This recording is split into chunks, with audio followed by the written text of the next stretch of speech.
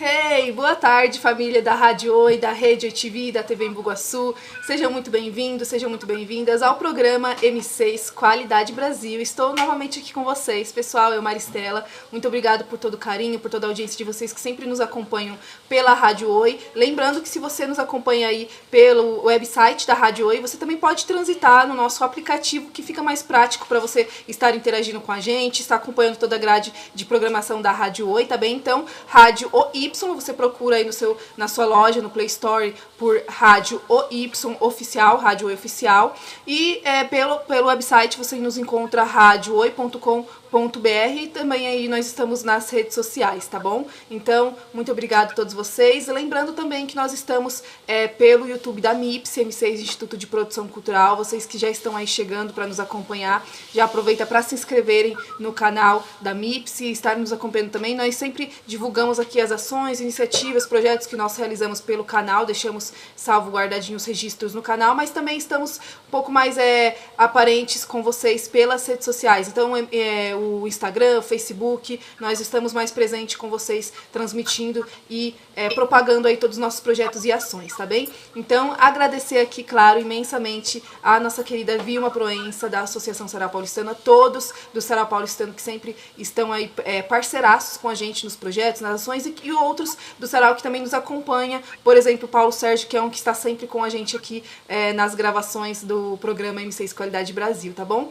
E agradecer, claro, ao Moreira, fundador e idealizador da MIPS, M6 Instituto de Produção Cultural. Então, pra gente já começar, vamos aqui apresentar ela, nossa convidada de hoje, que tem muito assunto sobre saúde, sobre cuidado com a vida, estilo de vida, pra gente estar conhecendo um pouquinho mais com ela. Ela que é doutora em imunologia e doenças infecciosas pela Universidade de São Paulo, a USP. Ela é pós-doutoranda pela USP também, pelo Hospital Israelita Albert Einstein, também em São Paulo. Tem MBA em Gestão de Projetos em Saúde, Formação e Coaching, Saúde e Bem-Estar pela Health Coaches e associada ao Congresso Brasileiro de Medicina do Estilo de Vida. Além disso, há mais de 20 anos ela atua como pesquisadora e professora, né, na área de imunologia e doenças infecciosas, com projetos de pesquisa tanto no Brasil quanto no exterior também. Então ela vai trazer aí pra gente se tem aí essas questões aí de diferenças, como é que é fazer pesquisas tanto internacional quanto aqui no Brasil, e além de ser consultora na área de inovação em saúde e autora de trabalhos científicos, tradutora de livros na área também da imunologia e revisora de periódicos científicos internacionais. Então seja muito bem-vinda, muito boa tarde, doutora Lúcia Abel Awad, se eu pronunciei certo. Awad, quase. Awad. Boa tarde, Maristela, boa tarde a todos os ouvintes que estão com a gente no YouTube, na Rádio Oi. Queria agradecer o convite da querida amiga Vilma pela iniciativa, né, por toda a equipe da rádio. E estou aqui à disposição para a gente bater um papo bem gostoso sobre saúde. Muito obrigada, doutora. Para a gente começar, então, conhecendo aí toda a sua experiência, sua atuação, conta pra gente o que te motivou inicialmente a se especializar, a seguir a área da imunologia e doenças infecciosas. Bem, na realidade, eu sou biomédica de formação, né? E sempre gostei muito da área da saúde desde pequena. Eu tinha, né, uns brinquedos que era relacionado a experiências e coisas de química, e eu sempre tive muito gosto por essa área. E aí, após a minha formação, eu iniciei no mestrado, né, gostei muito da pesquisa e ingressei logo depois no doutorado. E a área de imunologia é uma área que sempre me encantou, pelo fato de a gente entender todas as células do sistema imunológico, sobre as vacinas, sobre saúde de uma maneira geral. E mais recentemente, né, após essa vasta colaboração dentro da ciência, durante mais de 20 anos, dando aula em cursos de medicina, de enfermagem, biologia, todos os cursos da área da saúde, que eu já ministrei aula e venho ministrando ainda, né, na pós-graduação, eu comecei a entender um pouco mais sobre saúde, né? Como é que o nosso organismo funciona de uma maneira harmônica e quais são os requisitos importantes para se ter saúde e viver mais e melhor, né? Sim. E aí eu comecei a me especializar em medicina do estilo de vida, né? Fiz algumas certificações, tenho credenciais para trabalhar na área, que é uma área realmente que chegou para ficar, né? E hoje a gente sabe que saúde não é sinônimo de ausência de doença, né? É um estado do completo funcionamento do nosso organismo de forma harmônica, né? E isso tudo está ligado às escolhas que fazemos no nosso dia a dia. Perfeito. Né? Então, hoje a medicina ela está mudando um pouquinho o seu olhar em relação a tratamentos, a intervenções, e a gente hoje está olhando mais para uma medicina preventiva, né? Porque as pessoas não querem ficar mais doentes. Uhum. E hoje, com esse volume de informações que a gente tem na internet, né? Sobre saúde, as pessoas se preocupam mais com a saúde, elas estão se cuidando mais, isso é fato, né? Todo mundo sabe que a atividade física é importante, que a alimentação saudável é importante. Sim, verdade. Né? Mas a gente tem que trabalhar diversos pilares da saúde aí para termos uma saúde e principalmente qualidade de vida. Uhum. Então eu estou agora trabalhando nessa área, né? Não deixei a imunologia de forma alguma, mas é uma área que encanta e hoje esta área de medicina do estilo de vida, ela está sendo incorporada nos cursos de medicina, inclusive. Que bacana, né? Como uma matéria, uma disciplina? A gente está caminhando para isso, por quê? Legal. Porque hoje a gente entende que saúde, a gente tem que tratar com prevenção. Uhum. Para isso, para melhorar a qualidade de vida do cidadão, para diminuir o custo de seguro-saúde, de atendimentos, porque quando uma pessoa fica doente ou com diabetes, uma doença crônica, hipertensão, o custo para esses serviços de saúde, para essas empresas de saúde, são muito altos. Então é mais interessante a gente prevenir o aparecimento de doenças, né?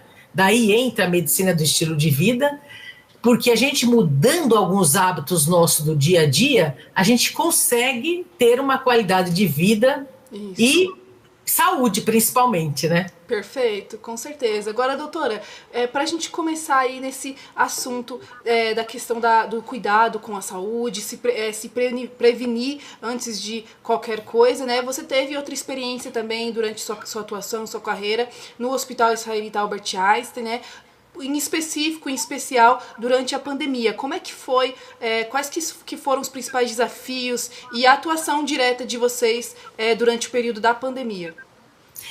Durante a pandemia, eu não atuei lá diretamente, mas o que eu fiz foi ter um canal no YouTube, que meu marido é jornalista, eu aproveitei todo o conhecimento dele de jornalismo e tivemos a iniciativa de abrir um canal no YouTube chamado Especial Saúde, né? Que eu criei.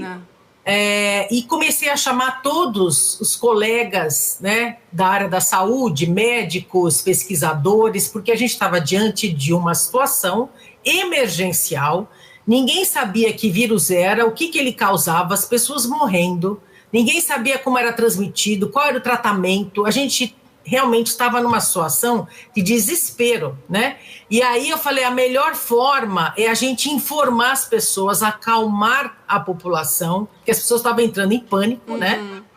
E eu, como pesquisadora, eu tenho acesso à informação científica diretamente, então eu comecei a ver o que as pessoas estavam estudando, se tinha algum resultado, e chamei esses experts no nosso canal do YouTube para falar sobre Covid, né? Perfeito. E no Hospital Albert Einstein, o trabalho que eu realizei foi com hepatite C. Eu coordenei um projeto grande financiado pela FAPESP, né, a qual eu fui a coordenadora geral, e junto comigo eu trouxe grandes médicos de transplante do Einstein, infectologistas, e desenvolvemos um trabalho maravilhoso lá, entendendo a resposta imunológica de pacientes com hepatite C. Que bacana, interessante, doutora. E a gente vê que são assuntos fundamentais, são essenciais dentro dos cuidados aí da nossa saúde, da sociedade em geral, da comunidade, né? E quais seriam as diferenças mais marcantes aí que você pôde observar ao longo da sua atuação, de suas pesquisas científicas, dos seus trabalhos escritos aí, quando a gente traz pesquisas de fora, né, do exterior, abordagens de fora, com a atuação aqui dentro no Brasil também, dependendo do momento, das questões que nós temos no momento? Olha, eu vivenciei essas duas grandes epidemias globais. Uma foi de AIDS e agora de Covid. E eu vou dizer para você, como eu era recém-formada quando começou a surgir os casos de AIDS no mundo e no Brasil, né? E a gente também não sabia, de novo, que vírus se tratava, como que era a doença, se tinha remédio, enfim, as pessoas morrendo naquela época, e a gente não tinha recurso, que nem hoje, que as pesquisas, os laboratórios estão super equipados, o conhecimento científico é enorme em relação à década de 80, que quando surgiu os primeiros casos de AIDS, né? Sim. Então, foi um desafio enorme trabalhar com AIDS naquela época, porque a gente não tinha muito recurso e muita informação. E hoje, com as técnicas assim, de biologia molecular, com as ferramentas laboratoriais, com conhecimento científico, com os grandes grupos de pesquisa no Brasil e no mundo, a gente conseguiu ter uma resposta rápida com a Covid. No caso da AIDS, a resposta foi demorada, porque a gente ainda teve que entender o mecanismo do vírus, não tinha muito conhecimento, né? E hoje, a gente vê que para ter uma vacina de Covid, nós tivemos vacinas em tempo recorde. Sim. Né? Se você for parar para pensar, começaram a surgir os primeiros casos em 2019 de Covid, né? 2021 para 2022 a gente já tinha vacina contra a Covid. Sim. Né? Começaram a surgir as vacinas, os testes foram feitos em tempo recorde, dentro de um ambiente de segurança, claro, né? E então isso, para mim, foi um grande diferencial. E a gente observa aí a velocidade do conhecimento científico, né? E principalmente os nossos grupos de pesquisa aqui no Brasil, os pesquisadores brasileiros, que existem grupos de excelência e que ajudaram na fabricação da vacina contra a Covid-19, né? Inclusive agora, né, o Butantan também está trabalhando numa vacina contra a Covid e outras vacinas importantes. Eu trabalhei no Instituto Butantan também, né? E a gente vê esses grandes pesquisadores, colegas, amigos, conhecidos e médicos que hoje são referência mundial na área, né? Olha só. Então é muito prazeroso, né, ter tido essa experiência, inclusive internacional, que eu tive em outras universidades fora do Brasil, e trazer para o Brasil o conhecimento científico. Então é bastante gratificante, eu acho que é um dever cumprido, sabe? Eu fico muito satisfeita e realizada. Com certeza. Parabéns, doutora Lúcia. E aí, para a gente entender qual que seria o papel, quando a gente fala em tendências, inovação, na melhoria dos sistemas de saúde no Brasil, qual que seria aí o papel de vocês como atuantes na área dentro da imunologia, das doenças infecciosas, nesse campo, para contribuir com a saúde em nosso país? Então, hoje, com a facilidade da internet, obviamente, e da divulgação de informações científicas em tempo real, que a gente hoje consegue entender o que está acontecendo em institutos de pesquisa no mundo inteiro, né? Você tem acesso a trabalhos, você tem acesso a informações. Hoje a gente consegue driblar melhor uma epidemia, uma doença importante, como foi o caso da Covid, porque a gente tem ferramentas para isso, a gente tem a internet, você tem uma rede de colaboração internacional que favorece essa resposta rápida, né? Então, a inovação, realmente, ela veio para ficar, né? Então, quem não trabalha com inovação e não inclui inovação dentro das suas, enfim, dos seus sistemas, enfim, e gerenciamento de uma forma geral, não consegue ir adiante, né? Então, eu acho que hoje a gente está realmente numa condição bastante confortável em relação ao conhecimento científico. Hoje nós temos pesquisadores com grandes trabalhos sendo publicados, e então, para nós é um motivo de muito orgulho, né, por sermos brasileiros. Sim. E termos aí como destaque o Brasil dentro dessa área de pesquisa, que é fundamental, né? Hoje, tudo que a gente sabe dentro da medicina e do cuidado com a saúde envolve conhecimento científico. Sem o conhecimento científico, a gente não consegue ter esse gerenciamento de forma inteligente e eficaz dentro da saúde. Uhum. Agora, já que a gente trouxe aí como exemplo de caso real, como nós vivemos aí a Covid, você trouxe a questão da época da AIDS também, nós estamos aí agora vivenciando um momento de estado de calamidade na região sul do Brasil, né, especificamente no Rio Grande do Sul, chegando a afetar aí parte de Santa Catarina também. Qual que é a visão sua, doutora Lúcia, sobre tudo isso que está acontecendo, à luz da saúde, dessas questões que nós trazemos de imunologia, de doenças infecciosas, todas essas questões que abrangem mais o sistema do corpo humano todo, do ser humano, e quando nós vemos aí a questão de enchentes, de inundações e questão também de desabamentos, né, de questão de terra, deslizamentos de terras, e tudo que está influenciando o que está acontecendo agora na parte sul do Brasil. Então, infelizmente a gente está tendo essa experiência bastante dolorosa no Rio Grande do Sul, né? E aí eu acho que é importante a gente estar atentos a esses fenômenos naturais, né? Exato. Principalmente estarmos preparados, né? Então eu acho que assim eu acho que a gente ainda, assim, por mais que seja doloroso todo esse cenário, não está acontecendo só no Brasil, a gente está vendo o Paquistão também, com inundações, né, as pessoas perdendo tudo, terremotos.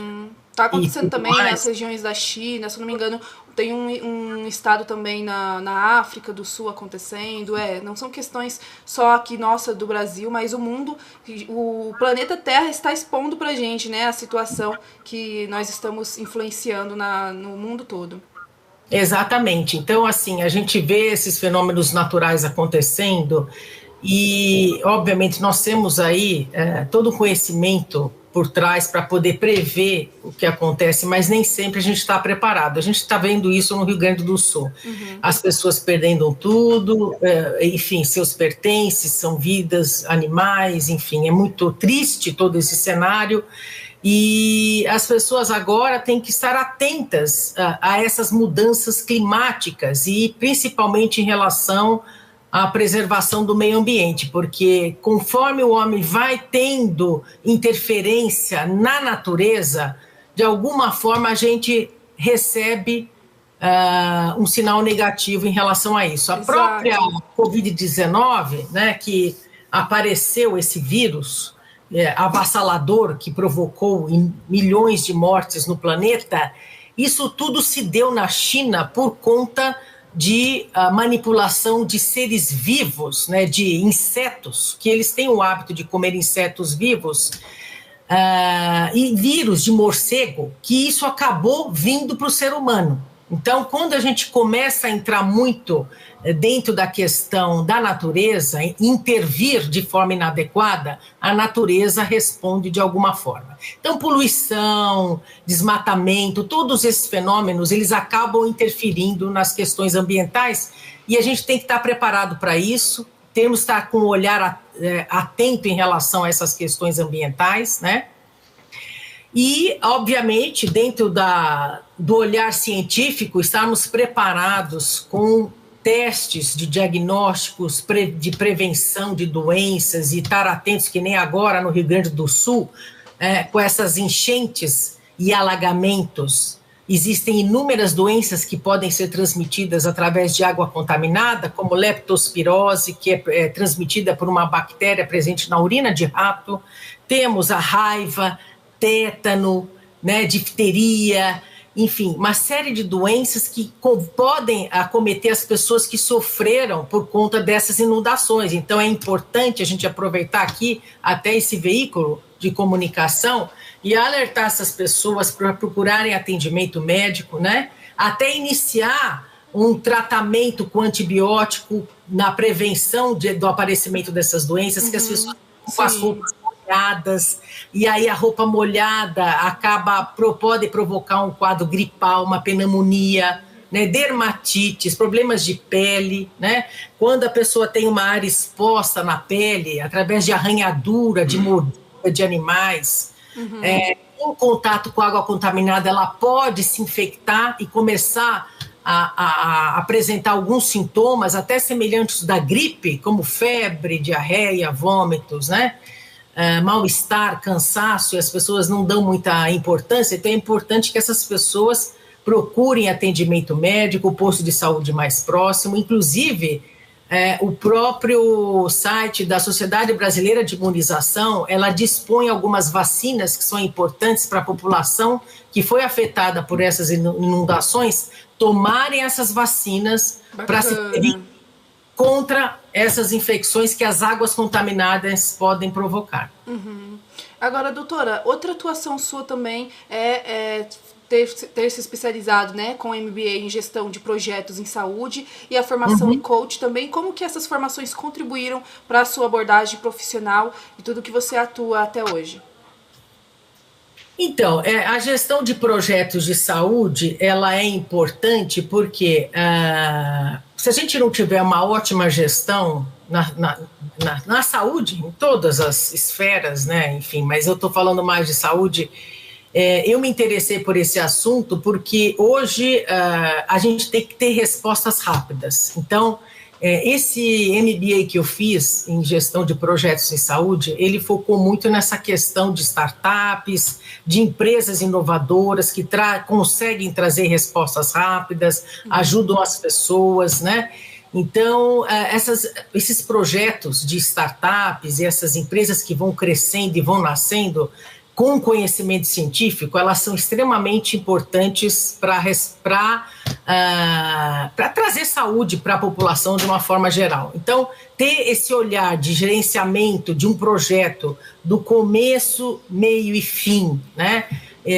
Trabalhar com as questões financeiras, né? Com toda a parte de funcionários e tudo mais, desde a concepção da ideia. Olha, se a gente elaborar um projeto, por exemplo, eu participei agora de um projeto de uma startup que visava ter uma resposta rápida para dengue, para arboviroses, né? Porque envolve zika, chikungunya, febre amarela e dengue, né?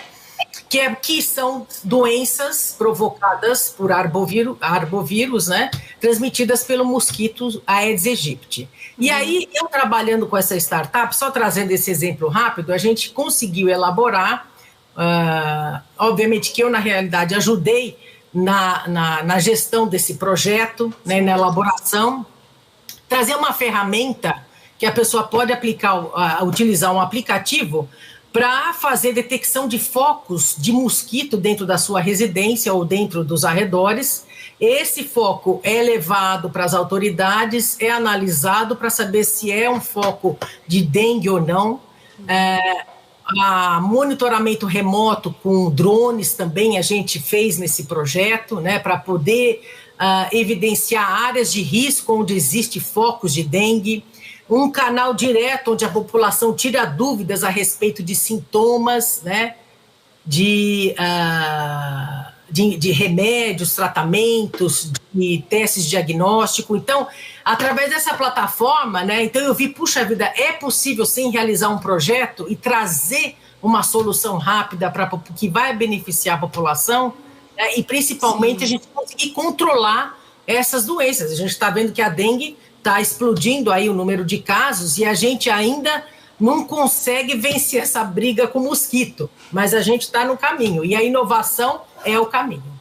Perfeito. E já que a gente finalizou aqui falando de inovação, como que você vê o futuro das pesquisas em imunologia, em doenças infecciosas, quando a gente fala aí da forte evolução, da rápida evolução que a gente vem vendo da tecnologia, e aí toda a sua atuação também, além disso, como revisora e tradutora de periódicos científicos internacionais e nacional também, como que você vê o futuro das pesquisas científicas? Então, eu vejo assim que o futuro das pesquisas científicas, de uma maneira geral, é muito promissor, porque hoje a velocidade de informações e essa possibilidade de você conversar com um pesquisador de qualquer universidade do mundo e trocar uma informação, uma experiência, um resultado, realizar trabalhos em colaboração com grupos no mundo inteiro, isso é muito importante, isso é muito... agrega muito valor, né? E a gente vê que os grupos de pesquisa de excelência aqui no Brasil, e nós temos muitos pesquisadores, né? Por mais que a pesquisa ela não seja, né? As pessoas, vai trabalhar com pesquisa, para quê, né? Não ganha bem, porque não dá futuro. É o futuro de tudo. Se você não tem uma pesquisa científica por trás de alguma coisa, ela não é fidedigna. Você não consegue acreditar, você não consegue ir para frente. A gente não viu isso com as vacinas, né? Elas tiveram que ser testadas, que ser comprovadas e tudo mais, para poder depois a gente receber essas vacinas, e a vacina salvou vidas e vem salvando vidas até hoje. Sim. Existem as fake news dizendo que as vacinas não são boas, que precisa tomar cuidado, porque a vacina, isso é interesse dos laboratórios. Isso é mentira, né? Isso eu falo com propriedade, porque eu acompanhei os trabalhos científicos todos feitos durante a pandemia, após a pandemia. Então, a gente vê que são informações dignas de grupos renomados, existe conhecimento, e eu acho que a gente está num caminho muito bom e as perspectivas são melhores ainda. Perfeito, bacana. E aí, quando nós falamos, doutora Lúcia, em estilo de vida, em cuidados com a saúde, que mensagem que você poderia deixar aí pra gente, para o pessoal estar se prevenindo, se cuidando e dando mais atenção, mais ênfase a essas questões todas que envolvem saúde, imunologia, que vem nos surgindo aí, pelo menos pra gente se precaver e para ter um mínimo de conhecimento do que está acontecendo no momento? Então, as dicas que eu posso dar são as seguintes. Eu acho que a gente tem que fazer escolhas certas na nossa vida. Que a nossa saúde, ela depende muito das nossas escolhas. Sim. E você, tendo escolhas de hábitos saudáveis, com certeza você irá viver melhor e mais. Não adianta viver mais, mas não ter qualidade de vida, né?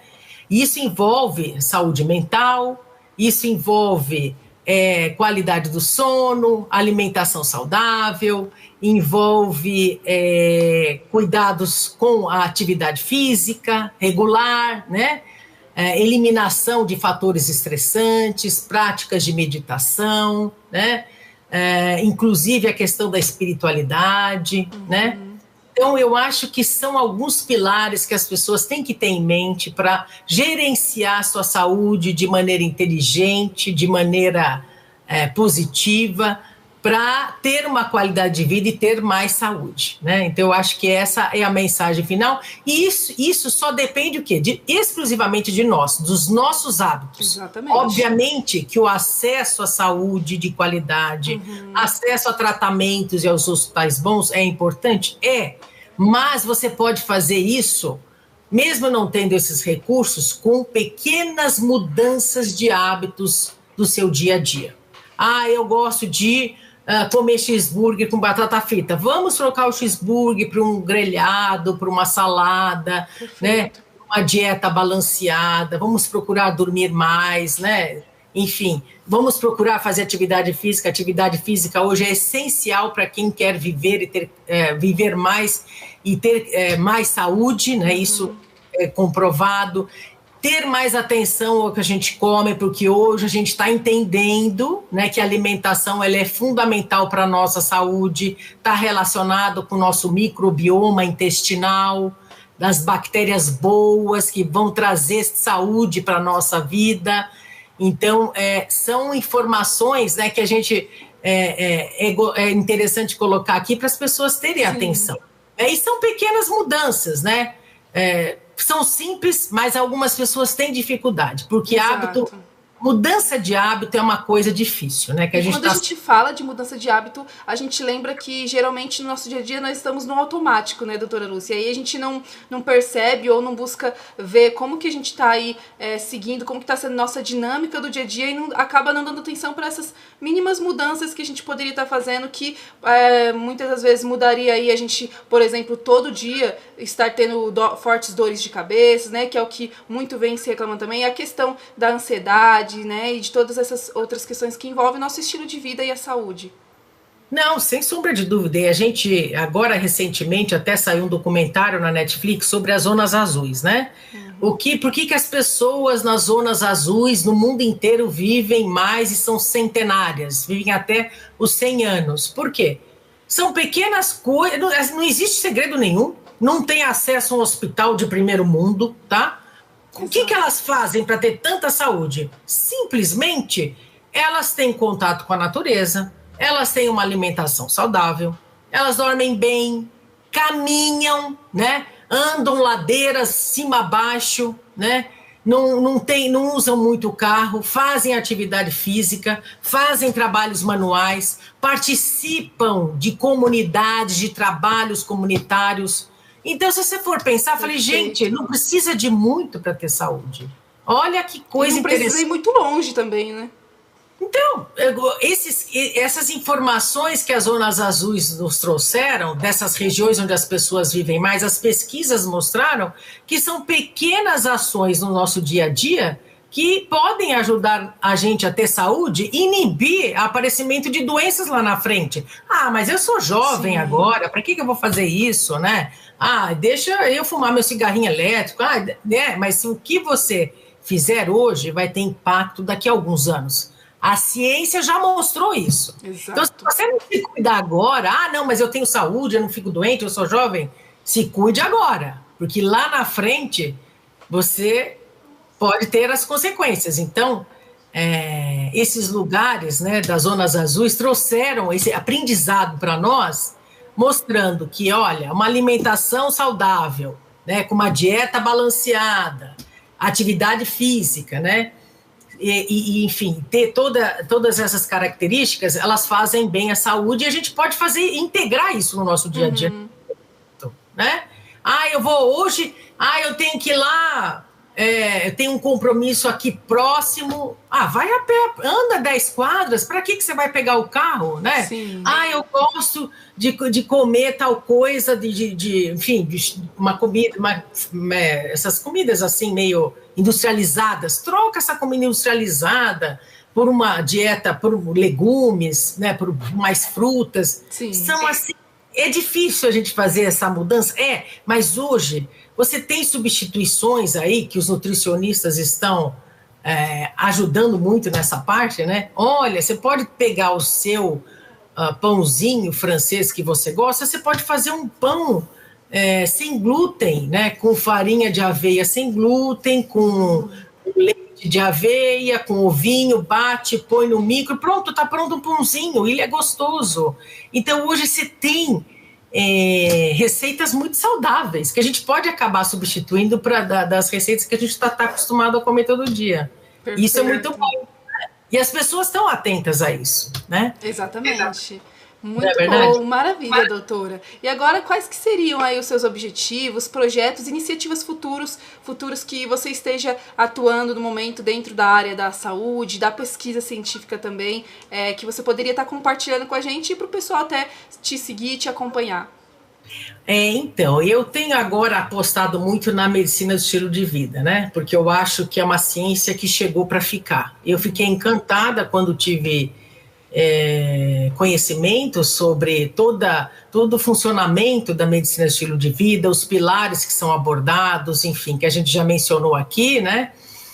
E eu hoje venho ministrando palestras nessa área de medicina estilo de vida, sobre saúde, sobre prevenção, porque as pessoas estão preocupadas com a saúde, né? E todo mundo quer viver mais e melhor. Exato. Então é um assunto que tem interesse a todos. Então eu venho ministrando muitas palestras no Brasil e estou indo agora para Portugal também ministrar uma palestra sobre estilo de vida e é um assunto realmente bastante encantador, e principalmente nessa questão de mudanças de hábitos, né? Porque eu acho que a gente tem que trabalhar com uma medicina preventiva. Não é a medicina terapêutica, que é aquela. Não estou desmerecendo a medicina terapêutica, mas é a medicina tradicional, que você vai no médico, ele escuta o que você fala, ele vai lá, anota as suas queixas, os seus sintomas, e fala: olha, você vai tomar isso de tanto em tanto tempo, tal, tá.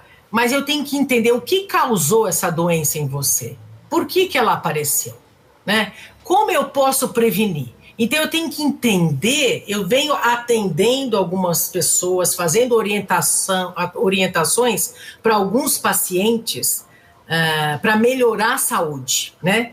Trabalhando com testes genéticos que eu faço, né? Eu aplico alguns testes genéticos para entender como está o metabolismo daquela pessoa, né? Se ela é intolerante à lactose, se ela é intolerante a glúten, como é a digestão, como é que é o dia a dia dela, se ela dorme bem, se alimenta bem, se, enfim, se ela tem conexões positivas, se ela tem um relacionamento bom, porque tudo isso impacta. A saúde mental também impacta na nossa saúde. Então eu venho trabalhando, além das palestras que eu ministro sobre saúde, longevidade, estilo de vida, eu também faço esses atendimentos onde eu dou orientações para as pessoas para melhorar a sua saúde, né? De toda a bagagem que eu tenho científica, mais essa formação e todas essas questões da medicina do estilo de vida trazem para nós, que eu tenho que tratar hoje a pessoa para ela não ter hipertensão amanhã.